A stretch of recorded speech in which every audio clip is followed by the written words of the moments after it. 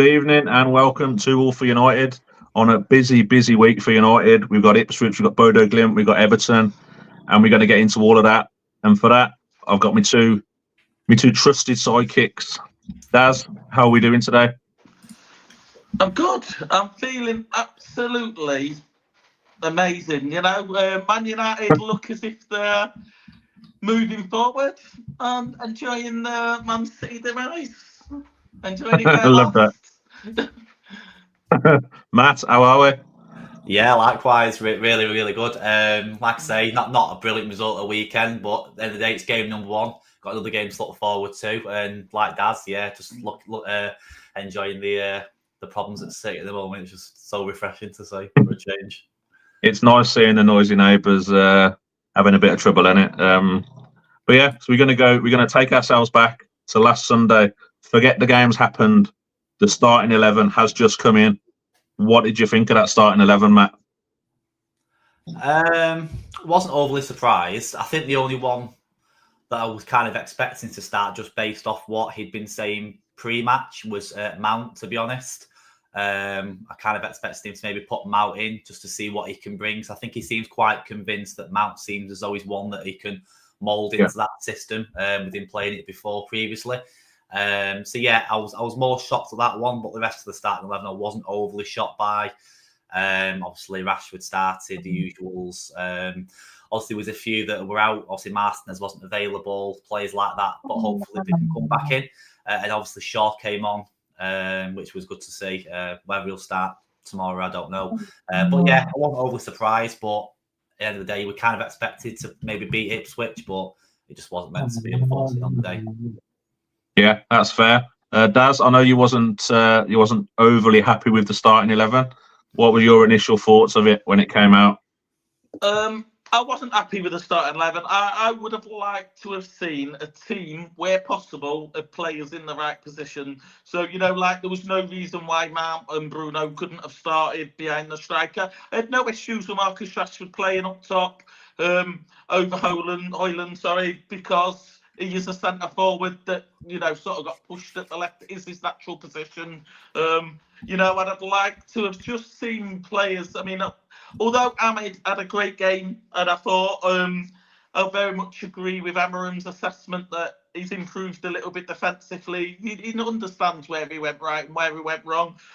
But I'd have liked to have, like I said, I said to you, didn't I? Rome wasn't built in a day, but you do have to use the right tools. And I felt that it didn't quite probably used a flathead instead of a Phillips, not far off, but ultimately to keep players like Ahmed in this team, Garnacho, players that we know are really good players, somebody has to be repositioned in order to fit this team, because we've got wingers that I genuinely believe are good wingers. The system won't accommodate them wingers unless you're going to put them at wing back, but then they've got to adapt defensively. So maybe he does deserve a bit of time to come in and just say, that doesn't work, that works. And then maybe get past Christmas and sort of have an idea of what players. So initially I wasn't happy, and I think that led to quite a deflating result. I think maybe the game but obviously, it's not about winning games. I think he said that, didn't he? It's about fixing the problems. Yeah, I mean, he was always going to play a back three, wasn't he? I know we had a little back and forth ourselves, Daz, in our text messages, but he was always going to play a back three, wasn't he? So the game starts, we have our back three, and we're thinking, how's it going to work? Talk us through the first goal, Matt. 80 seconds in, so not much happens before that. So talk us through the goal.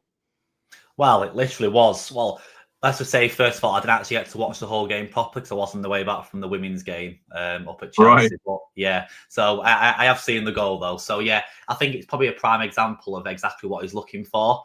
And I think the key person that played a role within the goal was Ahmad, which we were saying previously is going to be vital to the way he wants to play. Obviously, he made that run down the far side, I believe, and he whipped it in, I think, across the box, and Rashford just got on the end of it before the keeper. So, yeah, it's a prime example of exactly what I think he's looking for, particularly from an attacking point of view. So, yeah, literally the perfect goal, and you literally couldn't have asked for a better start, really. Was it 80 seconds or something like that? I don't know, maybe. So yeah, couldn't have asked for a better start. But we just kind of hoped it would have kicked on from there a little bit since that first goal. But no, prime example of what we expect to see moving forward, especially from Ahmad, 100%. Yeah, I mean, I think you messaged me, Daz, during it. That was prime Sporting Lisbon, wasn't it? That goal, as Matt says, it's exactly what he wants his wing back to do. And Ahmad's great at doing that as well, isn't he? He's great at taking on the player. He's great at just being threatening and very sort of forward thinking. He slides it in, Rashford. He can't really miss, can he?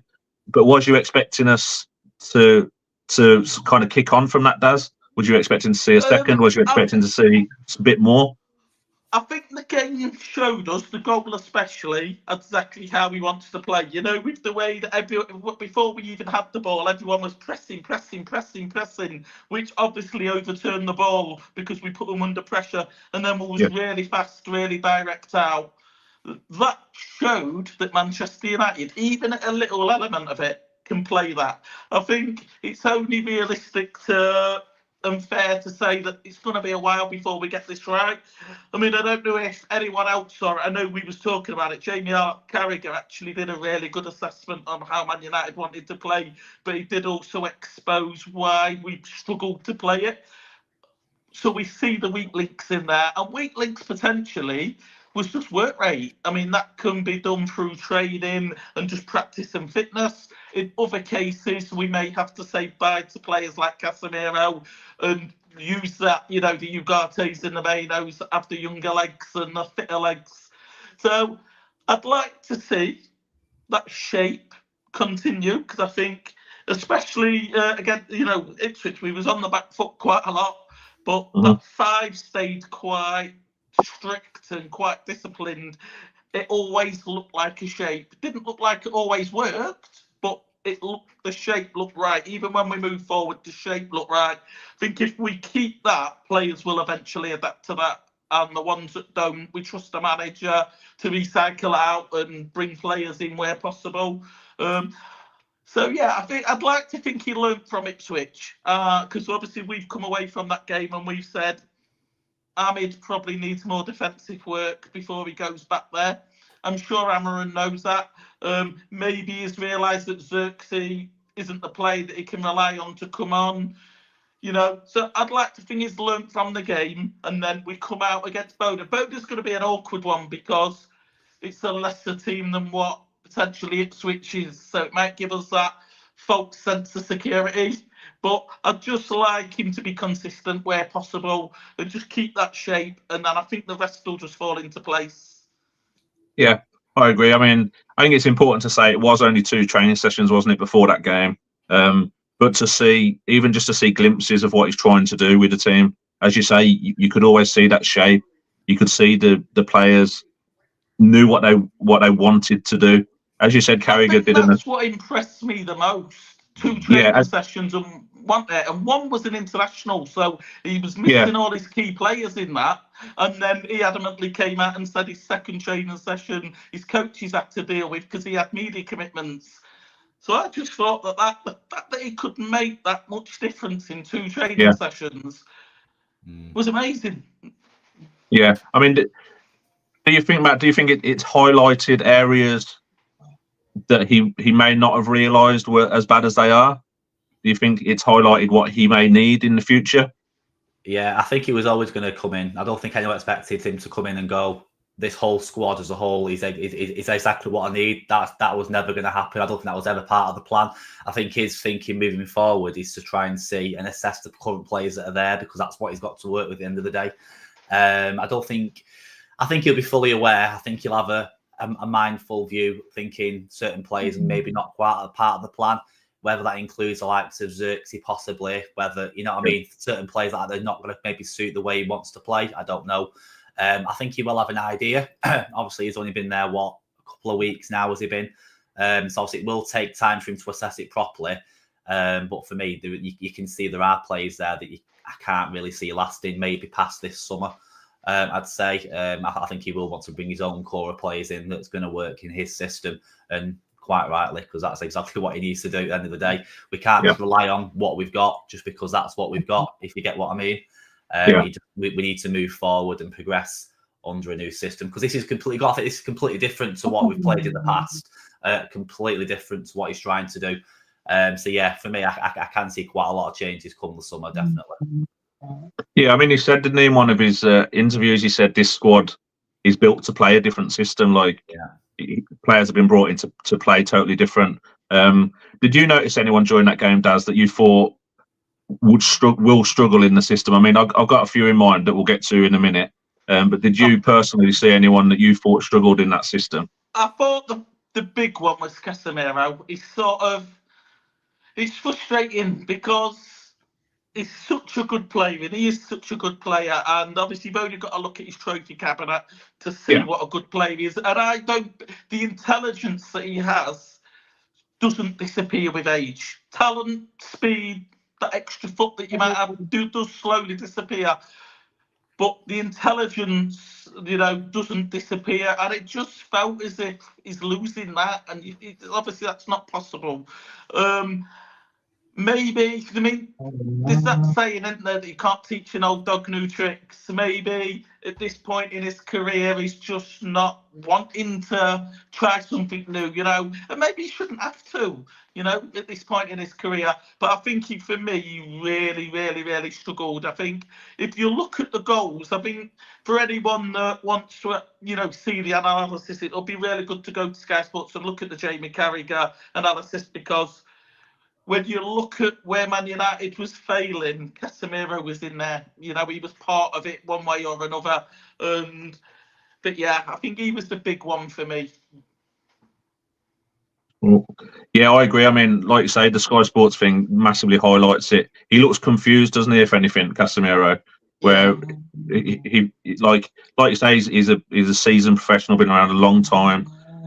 It's like he's having to take on new things that maybe he hasn't took on in the past.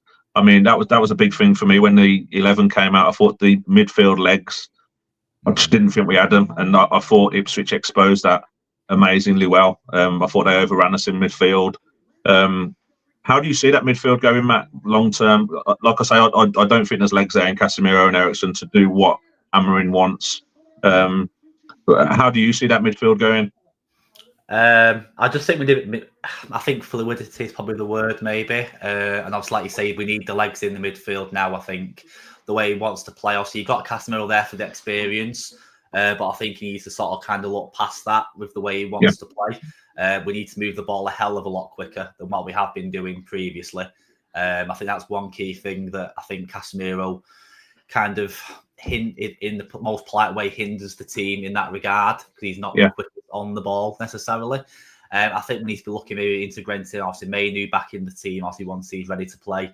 I think you'll see Mount play, providing he stays fit on a regular basis a bit more, because like I say, Mount will press. He'll actually do exactly what he wants him to do, and he has got the legs to do that, providing he stays fit. I think for me, I think you got to look at maybe Mainu, Mount, obviously Bruno. He's pretty much a dead cert to play pretty much every game as long as he's fit. So yeah, that's sort of midfield I'll be looking at, maybe the core of like what he'll be looking at playing the most. I think Casemiro's a tricky one. Maybe certain games might suit Casemiro a little bit more. Maybe against the bigger sides, if they want to try to be a bit more compact and not be as free-flowing open, possibly. But at the end of the day, it's Amorim. He could go to City away and play exactly the same way he wants to play every other game. So who knows? But yeah, for me, we definitely need more legs in there. I think that's something he will address in the summer as well. Yeah, I agree. I mean, I like the fact that he's going to stick to what he believes in. Like we said, he has only got the players that he's got at the moment. I think when you saw people like Evans, he obviously wants his centre back to go very high up the pitch, and Evans was just getting turned far too easily by Hutchinson, I think it was. So I think maybe Luke Shaw comes in to the centre back area, maybe Lenny Yoro, but it just feels like the team needs legs. It needs energy, I think, and then it kind of brings me on to Rashford. I don't like constantly bashing Rashford. I really don't. Has he got that energy? Has he got that? Can he do it? Can he play Amorim ball? Rashford, can he get up and down the pitch? What do you think, Daz?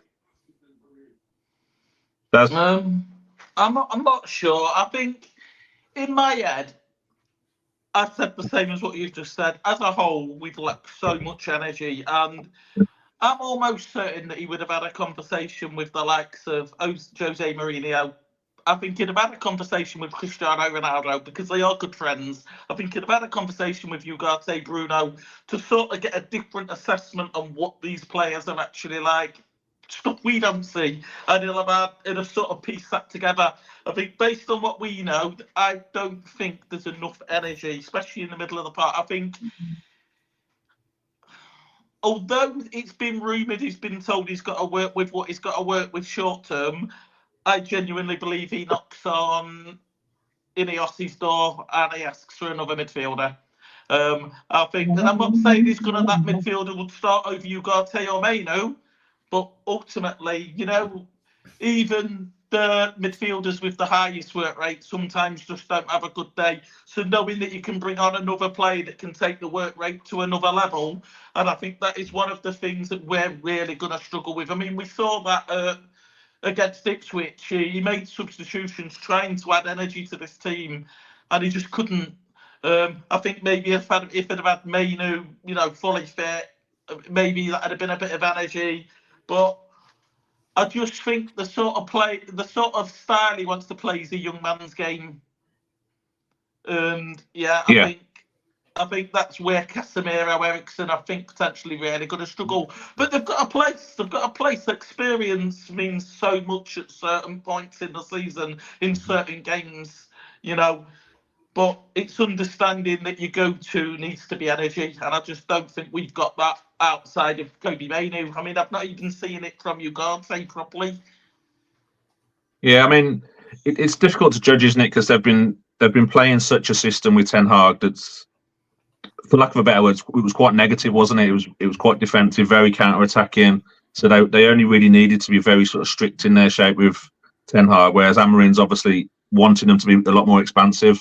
What did you make of him sort of name dropping players in his interviews, Matt, where he said Dalot is passing back too much, Johnny Evans is doing this?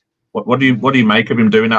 I know Jose Mourinho used to get a lot of stick for kind of throwing players out there. What do you make of that? To be honest, every manager has their own way of doing it. Like I say, if you compare him to like the approach Ten Hag took in press conferences, he was a lot more reserved. Ten Hag, I think he was a bit more careful in the words that he used. I don't think he does it. Obviously, it's not a disrespectful thing. I think he says what he sees essentially, which is exactly what us as fans do. So if the manager's doing that, or the coach, I should say, then that surely it is a positive thing. The fact that he's observing and he's noticing things that players are doing that they maybe should not be doing, that he's not asked them to do possibly. And obviously at least then they know what things they can work on. But I haven't got an issue with him name dropping players. As long as I think with Mourinho though, it got to the point where you could see it in games and I think it got quite personal, maybe like Shaw and things like that. I don't think Amorim's quite going down that sort of route. I think he's just trying to say what he sees, essentially. At least then they can progress and move forward. But that's the only way they're going to learn at the end of the day. They need to be called out for things that they're doing wrong. Otherwise, you're never going to learn at the end of the day. Yeah, I'd agree. That's pretty much my take on it. A positive from the game, though, Daz. Onana. Talk to me about Onana and how good those saves were and how good he's been this season. I've had quite mixed feelings, actually. I think his shot-stopping ability, funny enough, has been on par with David De Gea, and that's meant to be the weak part of his game. I think when you look back at David De Gea, you remember moments like Ipswich where you should have been losing 3-1, but you thank the goalkeeper because he's got an hand to it, or he's added that little bit. I'm quite disappointed with the distribution side of his game. I mean, I was watching it against Ipswich, the long ball, and it wasn't even close to going anywhere. Maybe there's a training issue here, and actually the player is meant to be where the ball's meant to be. They're meant to be running into that space, so maybe it's a player issue. Yeah. Or maybe his distribution's just not there. I'm not complaining because it's a game we drew that potentially we should have lost. Yeah. When we drew it because of him. So I'm a firm believer that you can't criticise a player that saved you from losing a game. You just can't. But I'm a little bit disappointed with the distribution side of his game. It was the one thing that I felt we was getting with him. You could handle the mistake, because even Alisson Becker's got a mistake in him at any given game, hasn't he? And he's considered the best in the world. So I could handle the mistakes so long as he's being more productive, but I'm just not seeing that. So it's going to be intriguing to see whether the manager can get that out of him, because he is meant to have one of the best distributions in the world. Yeah, I mean, as you say, that's the reason we brought him, wasn't it? That's the reason we moved De Gea out, because De Gea's distribution wasn't great. Yeah. It's not an upgrade on De Gea based on shot stopping abilities. I genuinely think that had we still have had De Gea, it'd have made them 2 saves. Yeah, I mean, you look at De Gea now. It was just that other part of the game, that ability to get out your box and be ultimately an extension to the defence. A ball player. I think you may be right. Whether it is players are meant to be where he's pumping the ball, like wing backs are meant to be where he's trying to feed the ball to. It may be a collection of things. I remember on last week's show, I said, is it the performance that we want to see against Ipswich? Is the result more important? Did we get either of those, Matt? Did we get enough of a performance to see we've got something here, or was it a bit? Yeah, it was a bit. Also, the result exactly what obviously wasn't the result wasn't what everyone wanted. Obviously, you go to Ipswich away, you kind of expect us to come away with the 3 points. In terms of the performance, I wasn't. How can I put it? I'd probably say I wasn't expecting anything sensational. Had it all been, he'd been working with the majority of them players for a couple of days at best, that had just come back from international duty. So I wasn't expecting miracles. Did we see enough of a performance? Not really. I wouldn't say there was anything stand out that we could say that the players have learned from training. Obviously, it's going to take time. I think the most important thing was we didn't lose the game. I think had we have lost the game, I even seen on social media. I don't know if you guys had seen it on Twitter and things. It was, as you do get fans criticising, saying Amarin's no different to Ten Hag, this and that, because of the performance. But like I say, I wasn't expecting them to go out and win 4 or 5-0 and play how Sporting Lisbon did against Man City. It's just not going to happen after literally 2 training sessions. It's just not going to. It's impossible. So in terms of the performance levels, it wasn't the best. The result, again, wasn't the best, but it will take time and the players will gradually learn game by game. And sometimes the worst results and the worst performances are what's going to help them improve longer term as well, rather than... I feel like if it clicks too quick and they start winning games comfortably, the players then get like a sense of hope that it's going to work with these players, whereas in reality, long term, is it going to work with certain players, if you get what I mean? So yeah, performance level, not the best, result, not the best, but again, it's a matter of a few days training. So for me, I'm not worried. I think he will get it right, and I think he'll get it right with these players for the rest of the season. Yeah, I mean, I was going to say pretty much similar to myself. Like if we'd have hammered Ipswich, would it have papered over the cracks, and we'd have been thinking, whereas as it was a little bit sort of down, maybe he has seen now what players will work and what players won't. He said we will have to suffer for a long period of time. It's not going to happen overnight. Do you think the fan base? Do you think we've got patience in us? I know we're not the most patient of fan bases, but are we prepared to suffer as a fan base? No, I think that no. I think for me, the last 8 years has told us that no. I think we've got a fan base which, unfortunately, is impossible to please. We asked for a fan, prior to Eric Ten Hag, we asked for a man to come in that could discipline a team that was not disciplined, a man that could bring trophies back to a club that hadn't won a trophy for 6 years. We asked for a man that was given 3-4 years to really build something. And actually, we didn't give him the time. He gave you the trophies that he wanted, and he gave you the discipline that you asked for. But because he wasn't challenging for the Premier League, or because we was 13th or whatever, it wasn't good enough. I think, and that's the same pattern. They're moving the sort of finishing line for every manager of what he should be doing. So no, I don't think Ruben Amorim's going to get. I think he'll get 2.5 years, so, which seems to be the average sort of time, maybe even 2 before you start throwing a manager under the bus. I think he needs to try and please everyone. He's got to please the football club and see progression. I think I said in the pre-game to Ipswich that if we see elements of a new system or elements of what he was trying to do, I'd be happy. It wasn't ideal. I think it's important to give credit where credit's due, though. Ipswich are a team that got a point to Aston Villa and beat Spurs, 2 teams you could argue are ahead of us. Yeah. But no, I don't think he'll get the time. I think time's got to be earned. And unfortunately, I don't think it'll get earned. I think he needs to sort of replicate what Ole Gunnar Solskjaer did at a bare minimum. Top 4. And sort of, I think Ole had the right balance, because he was getting top 4, but semi-final sort of area with... Yeah. I think if he could mirror that in the next 2 years, I think the fan base would stay patient with him, which would then buy him another year. I think sometimes getting in the semi-finals is better than getting to the final and losing because your hand's not on the trophy. So I think the fan base will do what they've done for 8 years. The minute that the going gets tough, there'll be claims that, we had no pedigree. It was, it should have been given to a man that was a proven winner. We did that with Jose Mourinho. We did that with Louis van Gaal, and it changed nothing. We'd give it to the player.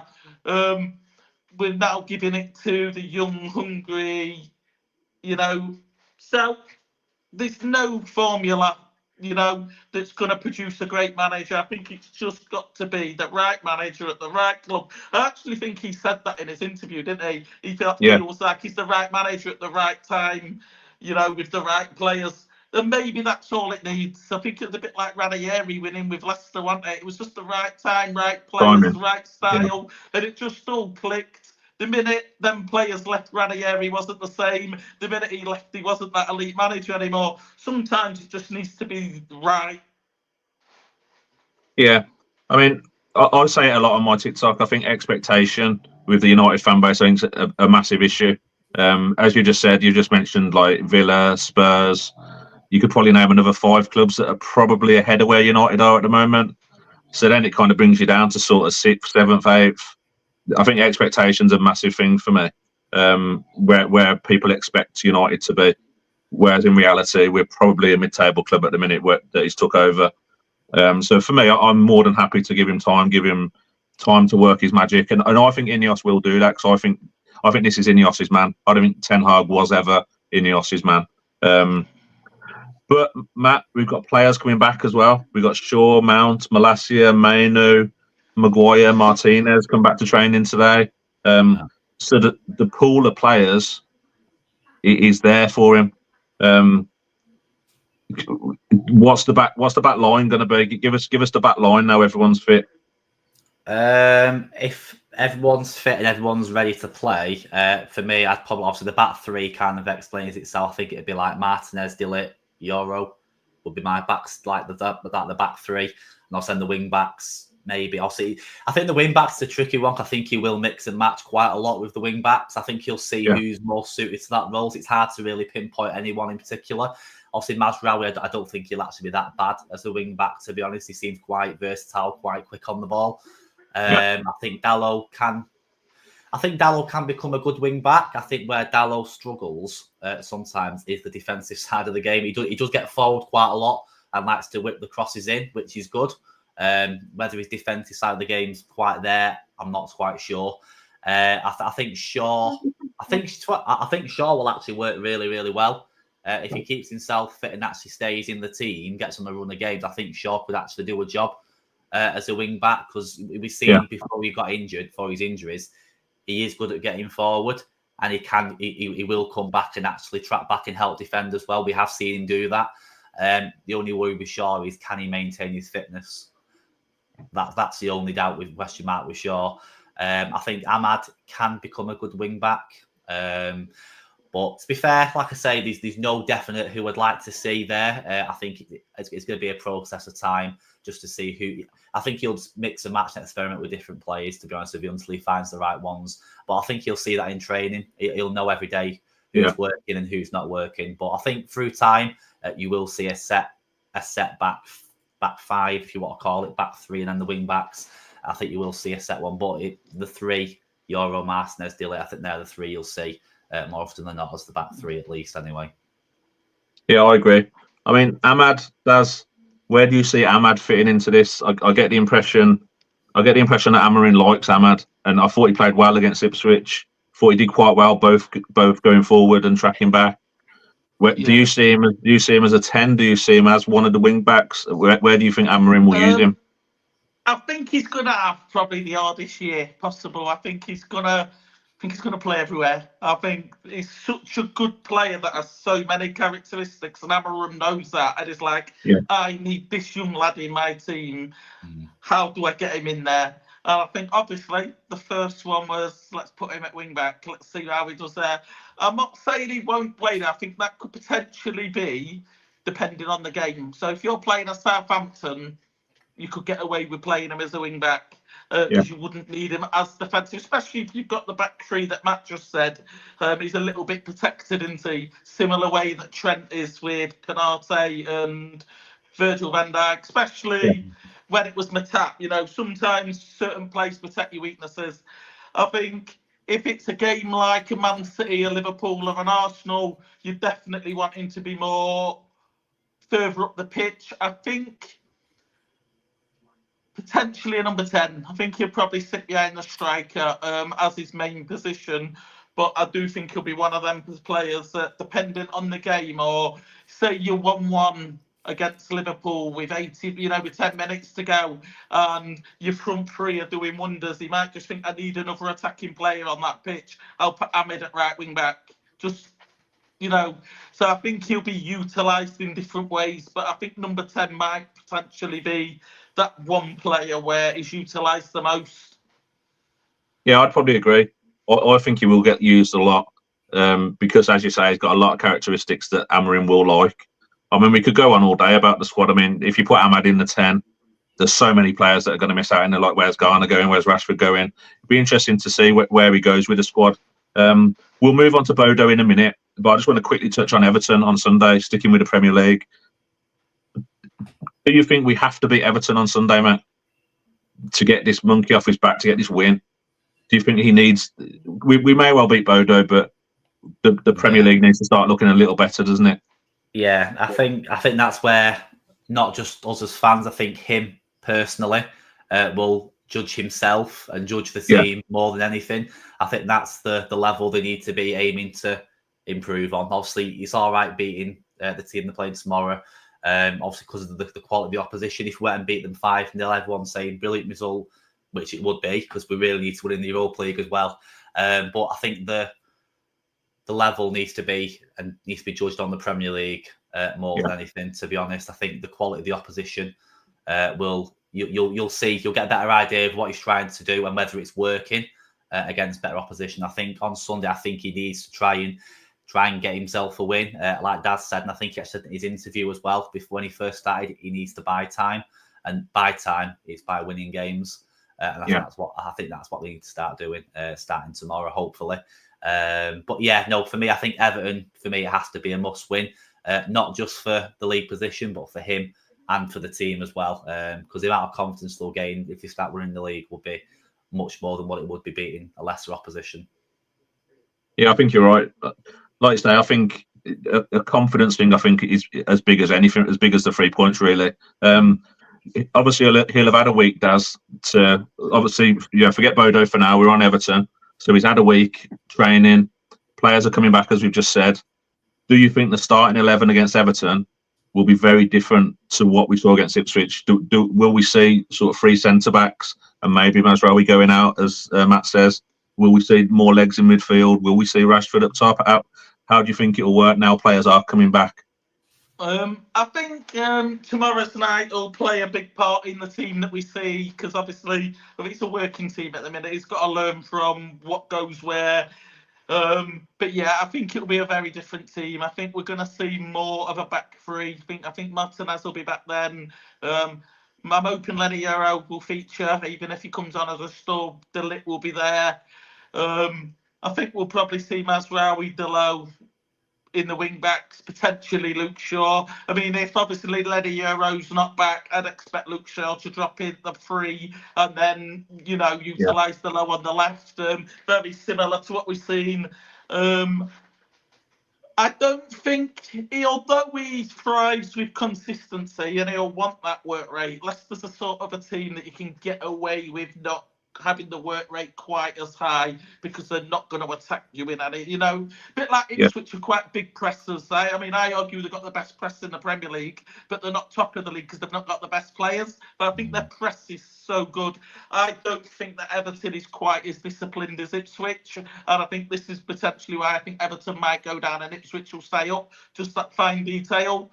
Up top, I really don't. I think Bruno will obviously fit as his number 10. Bruno's sort of the only one that you can guarantee. Up top, again, it depends how. I think he'll start Højlund tomorrow night. Depending on how he goes, if he doesn't work, he could potentially think, well, it's Xerxes' time to play now. Let's give Xerxes a full game. Let's give Ahmed a full game up there. Let's start figuring things out. So I think I'd like to think it'll be Højlund that starts up top. And maybe, I really think Mason Mount needs to play. Work rate, press. Yeah. Amarim's, a dream manager for him. Yeah. At the start of the season under Ten Hag, we played a false 9, didn't we, Matt? Mm-hmm. Obviously, we're struggling for goals. None of our strikers really want to know where the net is at the moment. Mm-hmm. Do you think that's something that he could play, a false 9 type, maybe with Bruno as a central figure and then having Mount and Ahmad maybe behind him for the energy? Do you think that's something, or do you think he will want that sort of Gyökeres, that sort of person to aim at, for lack of a better word, in the middle? Yeah, I think longer term, possibly, he might want to go down that route because obviously we've seen how well it worked for him at Sporting. And I wouldn't be shocked to see that player from Sporting beat United this time next year. Yeah. I really would not be surprised. I think long term, maybe next season, I think he'll want to maybe go down that route. We need to get out of the issue is under Ten Hag using the way they've used players like Højlund. He's sort of been in the team and they've literally pumped the ball up the pitch, expecting him to literally fight against about 3 defenders to bring the ball down to then find someone else, and it just never worked. Although Højlund can do that and his hold-up play on his day, he's absolutely brilliant. I think we need to start getting different sort of service into Højlund, and I think having maybe the false 9, having Bruno maybe in behind, obviously you've got the wing backs, it could possibly work. We need to get more into the box because that was never a thing under Ten Hag, to be honest. Everything was quite side to side, try to go through the middle. We never used to. We missed plays where we used to get the ball and just whip the ball into the box and have someone on the end of it. We've not had that for I don't know how long, maybe since Latan was there. That sort of presence in the box, so someone can get on the end of it. So I think we need to look down that sort of route a bit more with Højlund, rather than just pumping the ball up and expecting him just to hold up the ball in the middle of the pitch and have no support around him, because that happened quite often. But that's the only way you're going to get the goals out of him. And I think the same applies for Xerxes as well. He's good with the ball at his feet, play the ball into him, but I think we need to look at a different approach, because you can't do that all season, because it will get very, very predictable and players will start struggling and they won't score the goals at the end of the day. Yeah, I agree. I don't think it's a great way to play Højlund at all, pumping it to him. I don't know if you guys remember, it must have been last season with Højlund. I think it was Galatasaray in the Champions League. It's one of the very few games I've seen with Højlund where we've actually put the ball for him. We've actually given him something to chase, because he's got a lot of pace, the lad, but we never really seem to utilise that much under Ten Hag. Whether we can under Amarin, I don't know. But I think that would kind of work into that sort of Gyökeres type mould of him using his pace, utilising his pace. You see it so much with Sporting. They kind of aim for space more than the player with Gyökeres, and he uses his strength, he uses his power to make it work for him, as opposed to it getting, like you say, getting pumped just to him. Do you think Højlund is good enough to lead the line in an Amorim team? Daz? No, I don't think any of the strikers we've named are going to work for him. I made a prediction with a friend the other day that by the 1st of January, Obi Martin will be in that team. I think he'll love him. I think he'll love him. He's young, he's 16. Look at his career. He's got no issues playing 15, 16-year-olds as part of his first team. You know, He loves that thing. They're ready. I think that he's going to get so frustrated with Rashford, Højlund and Xerxes and just not making it work, which is frustrating because individually they've got the characteristics to work in different ways in this team. Rashford, he's got the skill, he's got the pace, he has got the finish. Højlund, again, he's got the blistering pace, he's young, he's hungry. Xerxes can hold the ball up, he's good at the 1-2 passes that could link your wingers a bit better.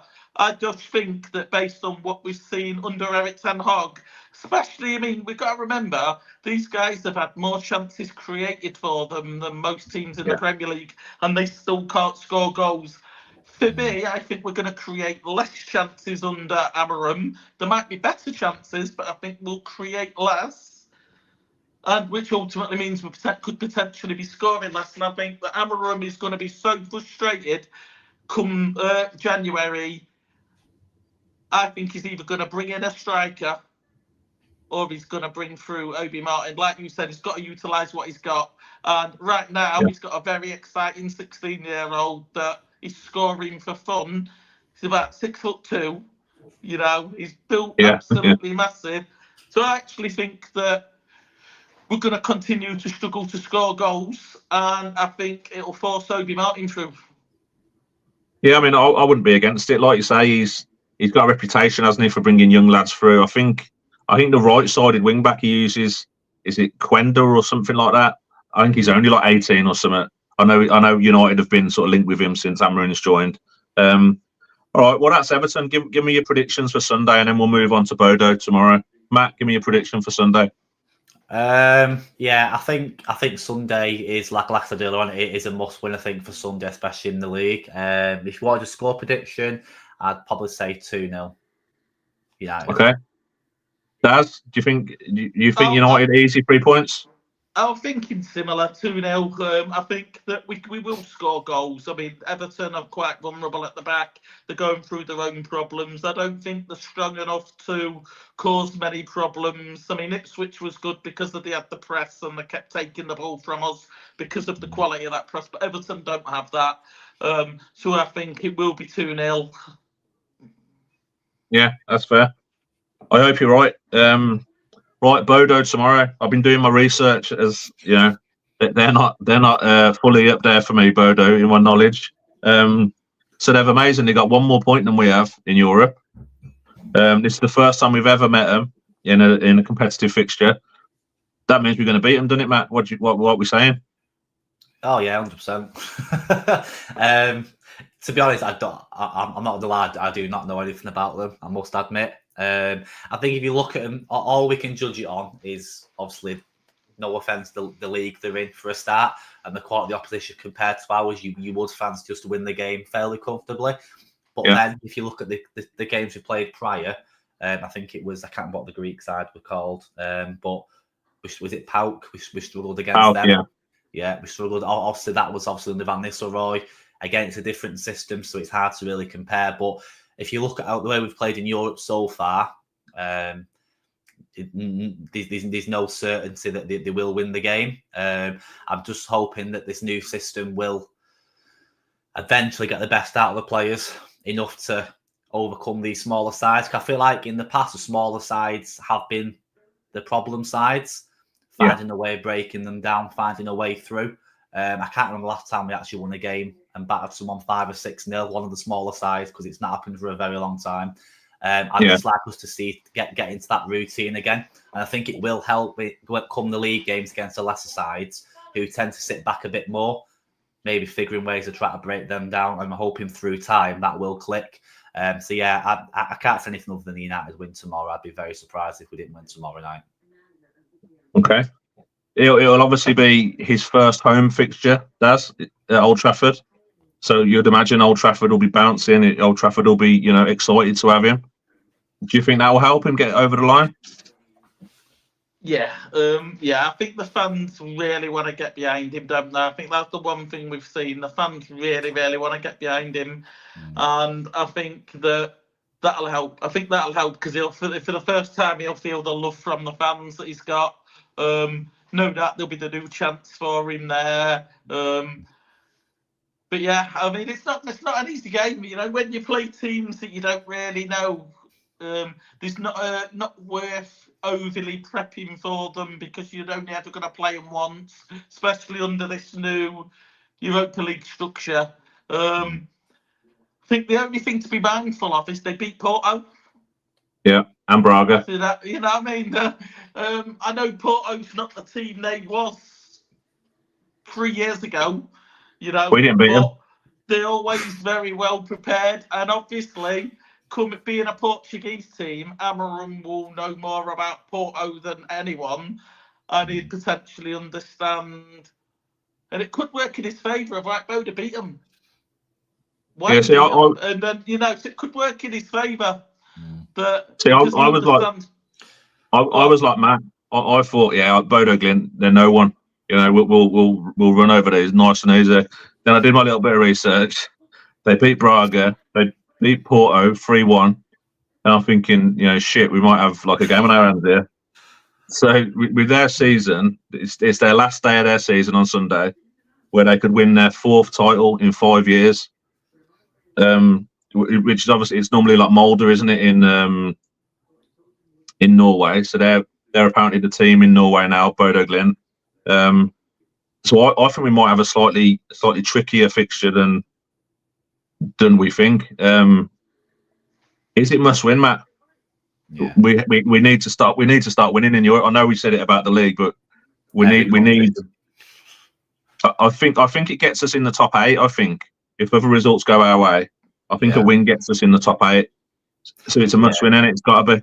Yeah, 100%. I think if you're not beating these teams, I don't think you deserve to be in the competition. Personally, as brutal as that sounds, I think a team like United that they used to play in the Champions League, I think if you're struggling to beat these sort of teams, it kind of shows you where you're at as a team and as a club. But I think it's just important, like I say, not even just for the competition, just for the club, they just need to start winning games. It's literally as simple as that. I think with this new structure with the Europa League now, I think it's so many places and you're in the playoffs, and then in so many places you got automatically qualify for the next round. I think we need to get ourselves in the position, because do we want to be playing more needless games, playing playoff games to qualify? Not really. No. So yeah, for me, we just need to start winning games and just hope we can find ourselves higher up enough to qualify. Yeah, I agree.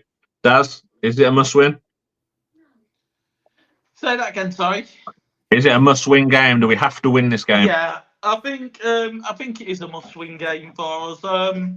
We spoke about how the Man United fans are not going to change. We've seen this for 8 years, and time, unfortunately, has to be earned. Games like, Boda are the games where you earn your time, because if you lose them games, the media starts to turn against you. If you lose them games, certain fans start to turn against you, and that slowly grows when you start losing to Boda, to Rangers, who we've got coming up, to your Evertons. You could argue a case to draw into Ipswich because they got a result against Spurs and Villa. There's always a swing on that, but there's no swing to losing to Boda. On a positive note, we are undefeated in Europa League. We've not been beaten in the Europa League, even with the disaster that we had with Erik ten Hag. And I think, that being said, we have played Galatasaray, not an easy team. We have played Porto, that are not an easy team. So we've not had easy games in the Europa League. There have been a couple of tricky games and we've stayed undefeated. But I think it's important when we talk about the Europa League. I think as a manager, he'll probably be happy not to play European football next year. I think as a manager, he'd rather have that midweek just to train and build this team ready for year 3, year 4 and above.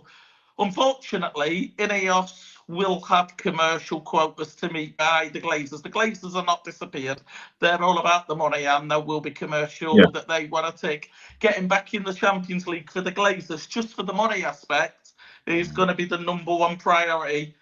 It's even if we have a good season in the Premier League, I don't think top four is guaranteed. I don't think it is, because it's going to be a good team that misses out this year, and I said that from day one. A team that deserves to be there, that just going to miss out, because I think we've got 6-7 teams that could have got a good shout for that spot.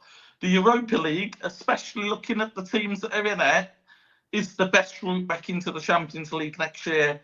So it should be his number one priority.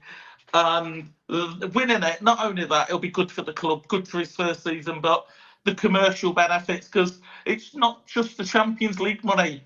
Man United's sponsors are mainly performance-based, so we lose team viewer deals, Snapdragon deals, we lose Adidas deals, everything drops when you're not in the Champions League because you're not as exposed. So we're not just losing Champions League money, you start losing 15 million here, 10 million here, and all that mounts up, and ultimately the Glazers are going to be like, this isn't acceptable. So there is going to be quotas for him to meet, and I think the Europa League shuts a lot of people up, if not for this season. Do you think we're good enough to win the Europa League, Matt? Yeah. That wasn't confident at all. You're like, maybe. No, I was going to say, I think even at the start of the season, obviously when Ten Hag was there, you'd fancy us to at least be up there, contending to be one of the favourites to win the competition. Maybe you could say even more so now, possibly. Obviously, depending on how quickly they adapt to this new system. But if you look at the teams that are in it, I can't see any reason why we shouldn't at least be pushing for the quarters, semi-finals at the very, very least. But like Dad said, I think the Europa League's one that he may possibly be looking at as one that he may want to try and possibly win this season, because that would literally be the perfect perfect half season, let's call it, because it's literally half a season he's got now in it, pretty much. A perfect half season for him to build on for next season. Whether we can nick maybe they may say the FA Cup, I don't know. Whether top four is attainable, I'm not quite sure, just because of the quality in the league above us at the moment. I'm not quite sure if that's attainable. But yeah, I think he'll be looking for a trophy come the end of the season at the very least. And I think Europa League's the perfect one to go and get. I think, Andy, to elaborate on what Matt said, though, are we good enough? I think consistently, no, we're not, because there's nothing in the last two. But also be mindful that we beat Man City, we beat Liverpool, we beat Newcastle, we beat these teams. Barcelona not long ago, who won La Liga. Yeah. We have proven that this group of players can beat any team that we come against. What we can't do is produce it consistently. Yeah. Which is ultimately where we find ourselves 11th, 12th in the Premier League. But I think if Amarim can get the most out of his players, 100%, we could compete for the Champions League, because we beat Man City, because we beat Barcelona, because we beat Liverpool.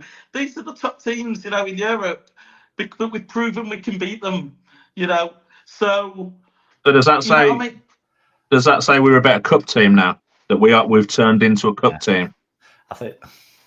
I think a knockout competition's literally is probably perfect for us at the moment. I think where we are as a team, more than a league team, I think, like Dad said, the consistency is the problem.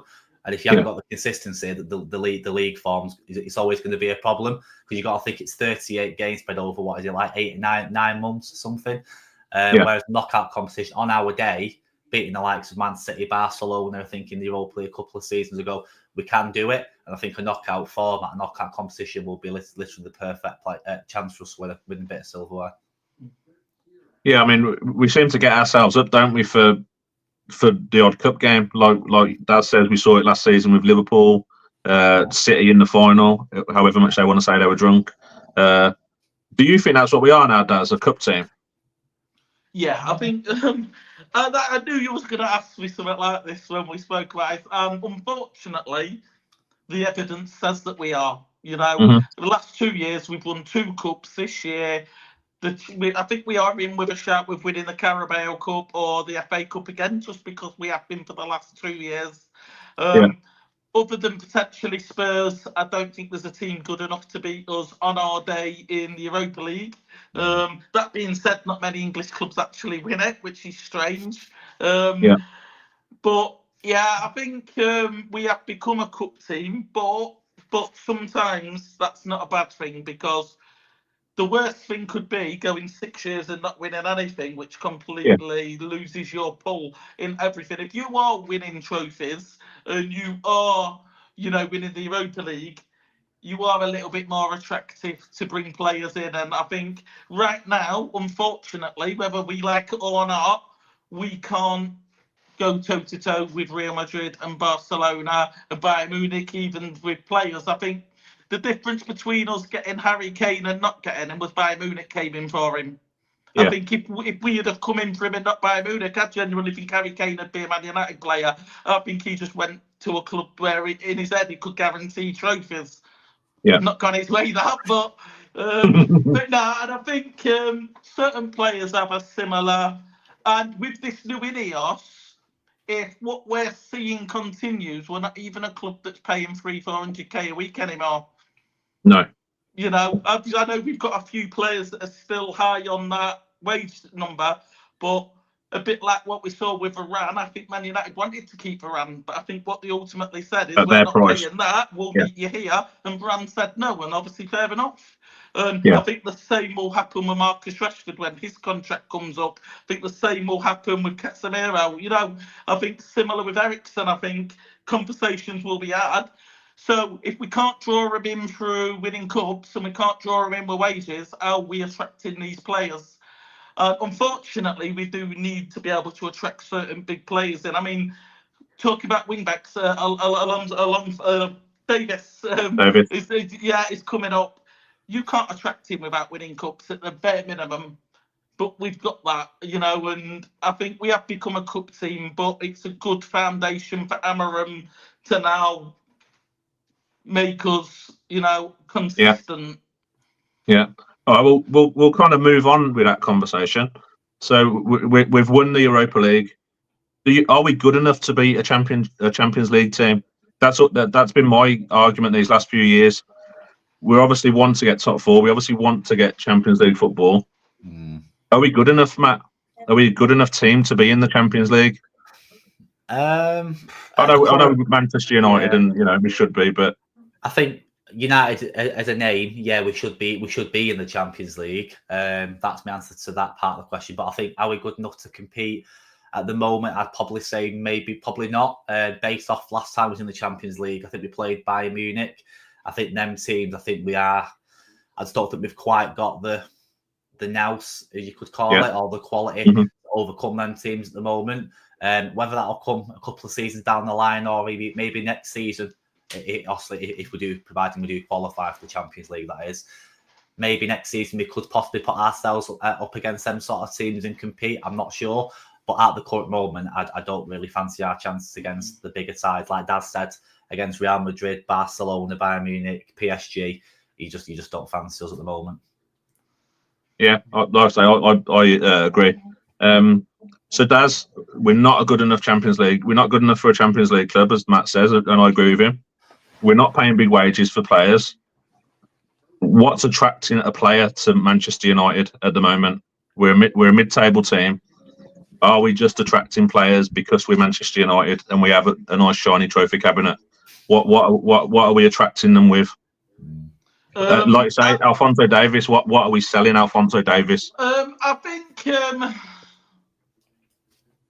using Obi Martin leaving Arsenal for Man United is a really good example. We are a team that even now, we spoke about this a couple of weeks ago with the amount of youth players that we've brought through even over the last 8 years, is far bigger than any other club. So, when you look at Obi Martin at 17, 18 years old and he says to himself, where am I going to develop best? Where am I going to get game time? It's going to be Man United because we do develop young players. They're not all going to be playing for Real Madrid, Barcelona, PSG. The idea of an academy is to promote good footballers to play within top tier football. They're not all going to play for you. That's not how academies work. You can't keep everyone. So I think going for the younger players, finding them hidden gems as well. Like looking at the Leda Euro deal was a perfect example. Leda Euro to me felt like the Varane before he went to Real Madrid. It was at that right time that you buy a player that is exciting. And you just got to get there before Real Madrid, because at that point then, he's just looking for a step up. Yeah. And then you as well, you're selling the idea of Lenny Euro. You ask your question, would he get into that Real Madrid team? No. Would he get into the Man United team? Yeah. So where's he going to develop better? You know, and I think similar to So does that mean, Jude hold on, Dave, hold Bellingham, on. Does that mean that United have become a stepping stone? No, no, no. So It's a he's really using tough us one. to I get to think Real Madrid. in my head, I had the similar question when talking about Lenny Euro. He's not been shy in saying that Real Madrid's his dream club, in the same way that Erling Haaland has said that he wants to play in La Liga at some point in the future. So we know that at some point, to play for the club you want to play for, you are going to move on. Was Manchester United a stepping stone for Cristiano Ronaldo to go to Real Madrid, Barcelona? 100%. 100%. Does that mean that we can't get a Ballon d'Or out of a player? No, because we did it with Cristiano Ronaldo. David Beckham, I felt that in his head, he maybe thought that Real Madrid was a step up in terms of a bigger club. And this was a Man United club he'd won the treble with. This is a Man United club that was the Premier League's most successful team. In his head, he probably see Real Madrid as a Man United as a stepping stone to Real Madrid. That's not always a bad thing if you can have a productive time with them. You know, if you can be competing, winning league titles, that's not an issue. I think the only issue is when you become a Borussia Dortmund and you're just developing players but never really ever winning anything with them. I think that's when you become a stepping stone. But, you know, I think it's quite important. A bit like Rudiger with Chelsea. Rudiger won stuff with Chelsea. He won the Champions League, Super Cup, and then went obviously to Real Madrid. It didn't feel like a stepping stone for Chelsea because they got so much out of him. You know what I mean? So I think it's harsh to say we're a stepping stone, but it would be a good starting point to be bringing players back in. A bit like the Lenny Euro, you'll play for us. You've got an option. You're young enough to develop into a player that Real Madrid says, we want him. He's going to replace Rudiger. He's going to start every week. It's a good fit for everyone. That could mean that Lenny Euro stays with Man United for 10 years, wins 4 Champions Leagues, 4 cups, and he thinks, actually, this is where I want to be. Yeah, if we win in 4 Champions Leagues, I'm having that. If we win in 4 Champions Leagues, then that'll do me. Obviously, an example, though. You know what I mean? With these players, we create a culture and an environment where they fall in love with the club and they think, actually, we want to stay here. I think a perfect example is if you watch a couple of the Vidic interviews, Vidic always saw Manchester United, believe it or not, as a stepping stone. In his head, he wanted to come to Man United, become established, and then go to La Liga and play for Barcelona. But in the period of winning stuff and falling in love with that Man United team, he ended up becoming our club captain and moved on probably at the right time. So. I agree. I thought I might have tripped you up there, but no, I agree. So I want to just end on a little bit of an annoyance, really. What did you make of that Ed Sheeran thing, Matt? I'm sure you've seen it. Amorim did not look impressed, did he? No, and to be fair, I don't blame him. I think the most baffling thing was when he come out. I think he put a statement out on social media, Ed Sheeran, saying that he didn't even realise he'd been interviewed, and that's just the biggest load of crap ever. How can you? There's literally cameras everywhere. These people with microphones in front of him. How on earth can you not know he's been interviewed? But yeah, no. In fairness, you could tell he wasn't very impressed, and in spite it was a bit unprofessional by Sky, I thought. But the way they sort of interrupted the part with Amorim to make the most of Ed Sheeran being there, I thought it was a bit disrespectful towards him. But that's Sky Sports for you. And in fairness, all these big Sky Sports, BBC, TNT, they're all the same when it comes to United. They really don't like us, do they? So it's no surprise, really. No surprise. I mean, it looked like he didn't want to be there anyway, didn't it, Amorim? And then Ed Sheeran comes on and his face just looked like thunder. What did you see it, Daz? What did you make of that? You know what? I thought it was really rude as well. I thought it was really disrespectful towards him. Maybe that wasn't Ed Sheeran's fault. Maybe Ed Sheeran genuinely did it innocent in a way that he didn't realise something was happening. Maybe Jamie Redknapp, asked him to come over and he didn't realise at that time. But I think the way that they switched the attention to Ed Sheeran was really disrespectful. What they could have said to Ed Sheeran is just, give us a minute, and then brought him into the conversation in a nice way. Even if it was asking Amarin, do you listen to his music? Just lighten the mood a little bit. Yeah. But I'd have loved him to have said that, and Amarin be like, "No, it's shit." At the end of Sporting Lisbon versus Benfica, something similar happened, and obviously it's all in Portuguese, so I didn't understand it. But Ruben Amorim took the microphone at the broadcasting team and walked off. So having seen that, it wouldn't be surprised if he was put in the same position again, where we wouldn't just saw him say, "Well, fuck off then." Yeah, it'd act very differently next time. Yeah, brilliant. Oh, I wish you'd have done that. That'd have been great.